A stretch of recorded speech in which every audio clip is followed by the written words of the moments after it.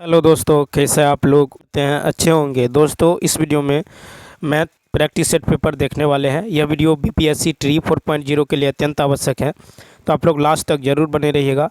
कल हम लोग जो है 90 तक देख चुके थे, अब देखेंगे क्वेश्चन नंबर 91 से। ठीक है, यदि आप नए हैं तो चैनल को सब्सक्राइब कर लीजिए और बेल आइकन को प्रेस कर दीजिए और एक बार वीडियो को शेयर कर दीजिए। तो चलिए शुरू करते हैं 91 से। देखिए, 35 सेंटीमीटर, 84 सेंटीमीटर और 91 सेंटीमीटर भुजाओं वाले किसी त्रिभुज का क्षेत्रफल कितना है? तो यहाँ पे देखिए निकालेंगे, पहले एस निकाल लेंगे। तो एस बराबर क्या होता है? एस बराबर होता है A plus B plus C by 2, यानी 35 प्लस 84 प्लस 91, अब बाई क्या होगा? 2 हो जाएगा। ठीक, यानी ये हो जाएगा आपको ये हो जाएगा 105। ठीक है, कितना निकल जाएगा? 105। अब त्रिभुज का क्षेत्रफल निकाल लेंगे, तो क्या होता है? Root under S into S minus A into S minus B और इंटू एस माइनस सी। ठीक, तो ये हो जाएगा आपको रूट अंडर एस निकाला था कितना? 105। 105 इंटू 105 माइनस 35, 105 माइनस का 84 माइनस 84, फिर देखिए 105 माइनस जो है 91, माइनस कितना? 91, यानी रूट अंडर हो जाएगा आपको, ये हो जाएगा 105 गुने 70 गुने 21 गुने 14। ठीक, यानी ये निकल जाएगा इसमें से आपको एक 7 7, ठीक है, 5 5 और 3 5 3 और कितना? 2। तो ये हो जाएगा आपको कितना? 1470 सेंटीमीटर स्क्वायर, यानी सी ऑप्शन। तो इसका सी ऑप्शन क्या होगा? राइट होगा। नेक्स्ट क्वेश्चन देखिए, क्वेश्चन नंबर 92 देखिए। कहता है यदि किसी गुणोत्तर श्रेणी का पहला पद 2 और सार्वंतर 3 है तो गुणोत्तर श्रेणी का पांचवा पद क्या होगा? तो ए दे दिया गया है आपको 2, आर दे दिया गया है 3, तो आपको निकालना है टी एन। टी एन बराबर होता है ए आर के पावर एन माइनस 1। ठीक है, टी एन बराबर क्या होता है? ए आर के पावर एन माइनस 1। तो कहता है तो गुणोत्तर श्रेणी का पांचवा पद यानी T5, तो T5 बराबर होगा, ए है 2, ठीक है, आर है आपको 3, उसके पावर में 5 माइनस 1, यानी 2 इंटू 3 के पावर कितना? 4, यानी ये हो जाएगा कितना? तो ये हो जाना, देखिए ये हो जाएगा आपको 2 गुने 81, तो 1 दूनी 2 8 दूनी 16, 162। कितना होगा? 162, यानी ई ऑप्शन। नेक्स्ट क्वेश्चन देखिए 93। कहता किसी बेलन का वक्र पृष्ठ क्षेत्रफल जो है 1000 सेंटीमीटर स्क्वायर है। फिर कहता है कि 5 मिलीमीटर व्यास का एक तार इसके चारों ओर लपेटा जाता है ताकि उसे यह पूरा ढक ले, तो इस्तेमाल किए गए तार की लंबाई। तो बेलन का वक्र पृष्ठ क्षेत्रफल दे दिया गया है, बेलन का वक्र पृष्ठ क्षेत्रफल होता है 2 पाई आर एच, ये दे दिया गया है 1000। ठीक है, और देखिए बेलन के चारों ओर एक चक्कर में लगे तार की जो लंबाई होगा वो वृत्त की परिधि होगा। ठीक, वृत्त की परिधि होता है 2 पाई आर, कितना होता है? 2 पाई आर। और तार के चक्रों की संख्या यदि निकालेंगे, तार के चक्रों की संख्या यदि निकलेगा बेलन की ऊंचाई, बेलन की ऊंचाई, बेलन की ऊंचाई और बट्टा में तार का व्यास, तार का व्यास। तो बेलन की ऊंचाई और तार का व्यास, तो बेलन की ऊंचाई होगा h और तार का व्यास जो है कितना है? 5 mm, तो ये हो जाएगा 0.5। ठीक, 0.5 सेंटीमीटर में कन्वर्ट करेंगे तो 0.5 हो जाएगा, ये हो जाएगा आपको, तो ये हो जाएगा कितना? तो 2 पाई। अब देखिए यहाँ पे तार की अभिष्ट जो लंबाई होगा, तार की अभिष्ट लंबाई होगा 2 pi R into 2 pi R into H by 2 pi R into 2 pi R into H by 0.5, 0.5 यानी 1000 और बट्टा में क्या होगा? 0.5, 0.5, ये हो जाएगा आपको 2000। ठीक है, 2000 सेंटीमीटर या फिर 20 मीटर, 2000 सेंटीमीटर या फिर 20 मीटर। तो इसका राइट आंसर होगा बी ऑप्शन। क्या होगा? तो बी ऑप्शन क्या होगा? राइट होगा। तो देखिए इसमें कह रहा है कि जो है तार की लंबाई, तो सीधा निकाल लेते, तार की लंबाई जो है वक्र पृष्ठ क्षेत्रफल यानी 1000 और बट्टा में उसका व्यास, व्यास ये हो जाता है कितना? 0.5। ठीक है, 0.5 सेंटीमीटर। ठीक है, नेक्स्ट क्वेश्चन देखिए। कहता 3 सर्वांश वृत्त जिनमें प्रत्येक की त्रिज्या 4 है परस्पर एक दूसरे को स्पर्श करते हैं, उनके बीच के हिस्से का क्षेत्रफल। तो यहाँ पे देखिए कहता है कि 3 सर्वांश वृत्त जिनमें प्रत्येक की त्रिज्या, तो एक वृत्त 2 और एक ये, ठीक है। तो 3 सर्वांश वृत्त जिनमें से प्रत्येक की त्रिज्या 4 सेंटीमीटर परस्पर एक दूसरे से को स्पर्श करते हैं, इनके बीच के हिस्से का क्षेत्रफल।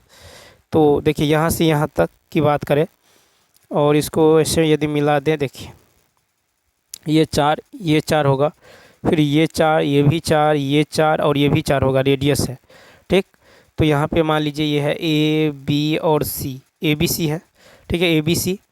तो तीनों जो है, अब यहाँ पे ध्यान दीजिए, जब 3 सर्वांश वृत्त परस्पर स्पर्श करते हैं तो उनके केंद्रों को मिलाने पर बना जो त्रिभुज एबीसी होता है वह एक समबाहु त्रिभुज होता है, ठीक, जिसका प्रत्येक कोण कितना होता है, 60 डिग्री का होता है। तो तीनों वृत्तों खंडों का क्षेत्रफल, ठीक है, तीनों वृत्तखंडों का क्षेत्रफल क्या होगा, 3 गुने थीटा बट्टा 360, ठीक है, गुने पाई आर स्क्वायर, ठीक है, 3 गुने थीटा बट्टा 360 गुने पाई आर स्क्वायर। तो यहाँ पे हो जाएगा 3 गुने 60 बट्टा 360 और पाई इंटू 4 का स्क्वायर, ठीक। ये हो जाएगा 6 मरतबे 3 दूनी 6 कट जाएगा, यानी ये हो जाएगा कितना, ये हो जाएगा आपको 4 के स्क्वायर 16, 2 से भाग देंगे 8, तो 8 पाई सेंटीमीटर स्क्वायर, ठीक। तो यानी इसका जो राइट आंसर होने वाला है 8 पाई, जो है इसका जो राइट आंसर हो जाएगा 8 पाई सेंटीमीटर स्क्वायर। तो 94 का हो जाएगा आपको 8 पाई, यानी ए ऑप्शन। नेक्स्ट क्वेश्चन देखिए 95, कहता है कि किसी संख्या में 7 जोड़ने पर, सॉरी यहाँ पे देखिए 1 मिनट, यहाँ पे क्या निकालना था, यहाँ पे आपको तीनों वृत्तखंडों के क्षेत्रफल निकाल लिए, यहाँ पे ए बी सी त्रिभुज ए बी सी का क्षेत्रफल निकालना था। त्रिभुज ए बी सी का क्षेत्रफल बराबर हो जाएगा √3/4, समबाहु है तो √3/4 गुने भुजा स्क्वायर, और √3/4 भुजा यानी 8 का स्क्वायर, ठीक है। ये कितना हो जाएगा, तो ये हो जाएगा आपको 16√3, कितना होगा 16√3 सेंटीमीटर स्क्वायर, 16√3 सेंटीमीटर स्क्वायर, ठीक। अब देखिए ये निकल गया, तो अभिष्ट क्षेत्रफल जो हो जाएगा 16√3 में से यदि हम 8 पाई घटा दें तो क्या होगा, 16√3 माइनस 8 पाई सेंटीमीटर स्क्वायर हो जाएगा, ठीक है, 16√3 माइनस 8 पाई सेंटीमीटर स्क्वायर, यानी बी ऑप्शन इसका हो जाएगा, क्या होगा, बी ऑप्शन, ठीक है। नेक्स्ट क्वेश्चन देखिए, किसी संख्या में 7 जोड़ने पर प्राप्त, किसी संख्या में 7 मान लेते हैं, संख्या x है, संख्या में 7 जोड़ने पर प्राप्त योग को 5 से गुना किया जाता है और इस प्रकार प्राप्त गुणनफल को 9 से विभाजित किया जाता है, 9 से विभाजित किया जाता है। इस प्रकार प्राप्त भागफल में से 3 घटाने पर 12 प्राप्त होता है। मूल संख्या क्या है, तो यहाँ पे देखिए ये हो जाएगा आपको 5x प्लस 35, 5x प्लस का 35, 5x प्लस 35 बट्टा 9 बराबर हो जाएगा, ये 3 उधर जाएगा तो 15, कितना होगा 15, तो 5x प्लस में 35 बराबर 135, ये 9 उधर जाके गुना हो जाएगा, तो यहाँ से 5x का मान निकल जाएगा 100, यानी x का मान निकल जाएगा 20। तो मूल संख्या क्या है, 20 है। नेक्स्ट, यानी ई ऑप्शन। देखिए कहता 3 और 5 के बीच की एक अपरिमेय संख्या, 3 और 5 के बीच की एक अपरिमेय संख्या। तो यहाँ पे यदि देखें तो देखिए 17 का यदि आप स्क्वायर रूट निकालेंगे तो 3 और 5 के बीच, तो यहाँ पे देखिए 3 और 5 के बीच एक अपरिमेय संख्या है, ठीक है। 17 जो है 3 और 5 के बीच एक अपरिमेय संख्या है। इसी प्रकार 18 भी 3 और 5 के बीच एक अपरिमेय संख्या, 19 भी क्या है, 3 और 5 के बीच एक अपरिमेय संख्या है। तो इसका डी ऑप्शन क्या होगा, उपयुक्त में से एक से अधिक। नेक्स्ट क्वेश्चन देखिए, यदि किसी समांतर चतुर्भुज का एक कोण उसके सामने उसके सबसे छोटे कोण के 3 गुने से 28 कम है तो समांतर श्रेणी के सबसे बड़े कोण का माप बताइए। तो मान लीजिए कि माना कि समांतर चतुर्भुज का छोटा कोण, सबसे छोटा कोण x है और बड़ा कोण यदि y है, ठीक। छोटा कोण x, बड़ा कोण y यदि आप मान लेते हैं तो प्रश्न से देखिए, तो छोटा कोण जो है वो बड़े, तो यहाँ पे है कि छोटे कोण के 3 गुना, ठीक है। तो चतुर्भुज का एक कोण उसके सबसे छोटे कोण के 3 गुने से 28 कम है, 3 गुने से 28 कम है, समीकरण मान लीजिए, या फिर इसको 3x माइनस वाई बराबर मान लीजिए 28, समीकरण 1, और x प्लस वाई बराबर कितना होगा 180, x प्लस वाई बराबर, तो समांतर चतुर्भुज के सबसे बड़े कोण का माप बताइए, और x प्लस वाई बराबर कितना होगा 180, समीकरण मान लीजिए 2, तो दोनों को सॉल्व करेंगे तो यहाँ से x का मान निकल जाएगा 52 और y का मान निकल जाएगा 128। तो सबसे बड़ा कोण कितना है? 128 है। सबसे बड़ा कोण कितना है? 128 है। तो इसका जो राइट आंसर होगा 128 हो जाएगा। ठीक है। उसके बाद देखिए, यदि दूसरी मेथड से देखें तो छोटा कोण यदि आप x मानते हैं, छोटा कोण यदि x मानते हैं तो क्या होगा? तो यहाँ पे हो जाएगा, यदि किसी समांतर चतुर्भुज का एक कोण उसके छोटे कोण के 3 गुने से 28 कम है, तो 3 गुने से जो है छोटे कोण 3 गुने से 28 कम है। ठीक है, 3 गुने से 28 कम है। कोई कोण यदि x मान लेते हैं तो x + 3x - 28, ठीक है, इसका 2 गुना जो है, इसका 2 गुना किसके बराबर होगा? 360 के बराबर होगा। ठीक है, 360 के बराबर होगा। तो ये हो जाएगा कितना? 8x। यहाँ पे 2 से गुना किया तो 8x - 56 बराबर कितना? 360। तो x का मान निकल जाएगा 52। x का मान निकल गया 52, तो बड़ा कोण क्या होगा? 180 - 52 यानी कितना होगा? 128 हो जाएगा। तो इसे भी बना सकते हैं। तो इसका राइट आंसर होगा आपको 128 यानी सी ऑप्शन। नेक्स्ट 98 देखिए, कहता 5 घोड़े 9 दिन में 18 कुंटल जई खाते हैं, तो इस दर पर 15 घोड़े 66 कुंटल जई कितने दिनों में खाएगा? ठीक। तो इसको यदि सॉल्व करेंगे तो देखिए, यहाँ पे ये कट जाएगा 5 तिया 15, 3 तिया 9, 3 छक 18, 11 छक 66, यानी डी का मान कितना निकलेगा? 11 दिन। 11 दिन का है तो ई ऑप्शन। नेक्स्ट क्वेश्चन देखिए, कहता एक मीनार की ऊंचाई जो है 200√3 है।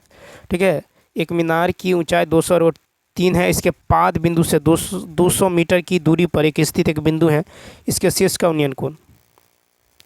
तो ये 200√3 मीटर ऊंचाई, यहाँ से देखिए अब ये दूरी कितना है? ये दूरी है 200 मीटर। 200 मीटर है, मान लीजिए ABC। ठीक, यहाँ पे 90, ये कोण मान लीजिए थीटा। तो थीटा निकालना है तो त्रिभुज ABC में tan थीटा बराबर क्या होता है? tan थीटा बराबर होगा P/B, यानी 200√3 बट्टा में कितना? 200। ये कट जाएगा यानी √3। √3 का मान कितना होता है? tan 60, यानी थीटा का मान कितना आएगा? 60 डिग्री। 60 डिग्री का है तो ए ऑप्शन। नेक्स्ट फिर है कि विकास ने एक निश्चित दूरी जो है बाइक से तय की।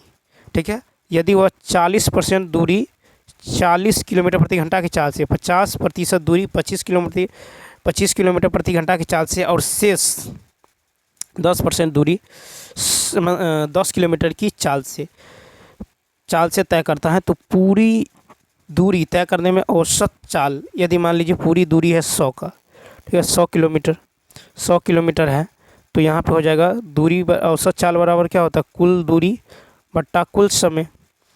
तो 100 का 40% क्या होगा? 40। तो 40 बट्टा में कितना?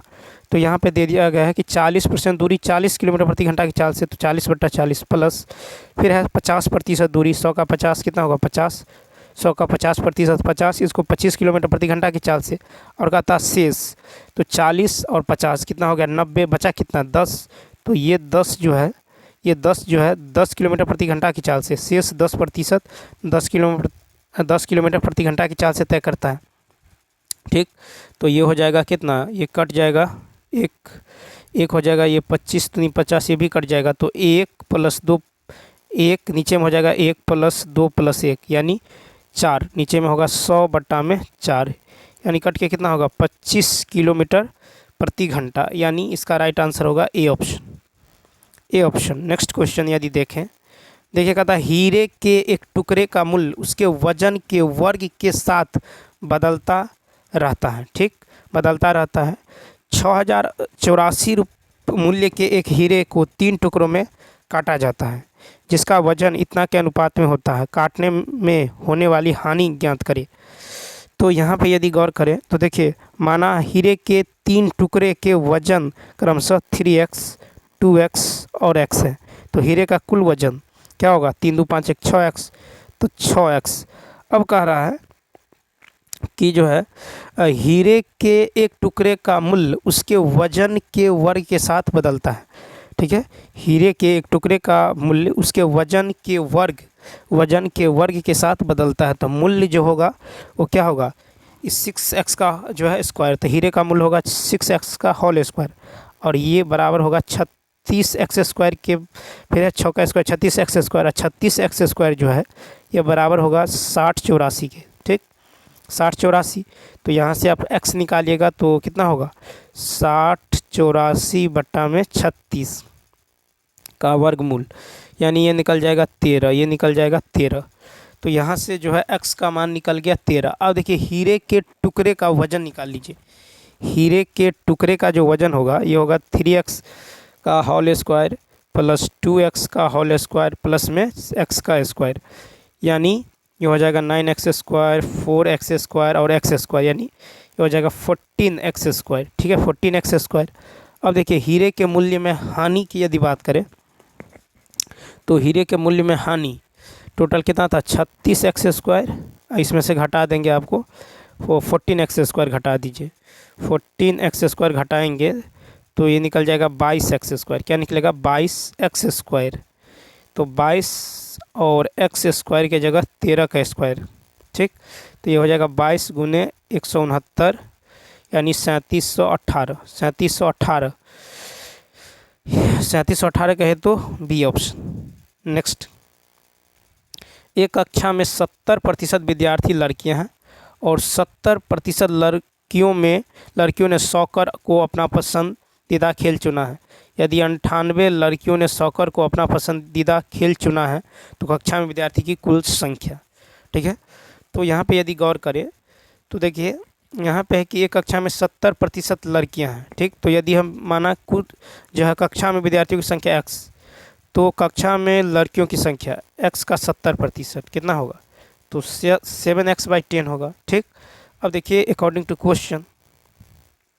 क्वेश्चन जो होगा ये कहता है और 70% लड़कियों ने सॉकर को पसंद किया, तो 7x/7x, देखिए यहाँ पे 7x/10 का 70% जो है ये 70% जो है ये किसके बराबर है, तो ये 98 के बराबर है। ठीक, 1 0 से 1 0 कट जाएगा तो ये हो जाएगा कितना 49। ठीक है, तो 2 मरतबे कट जाएगा।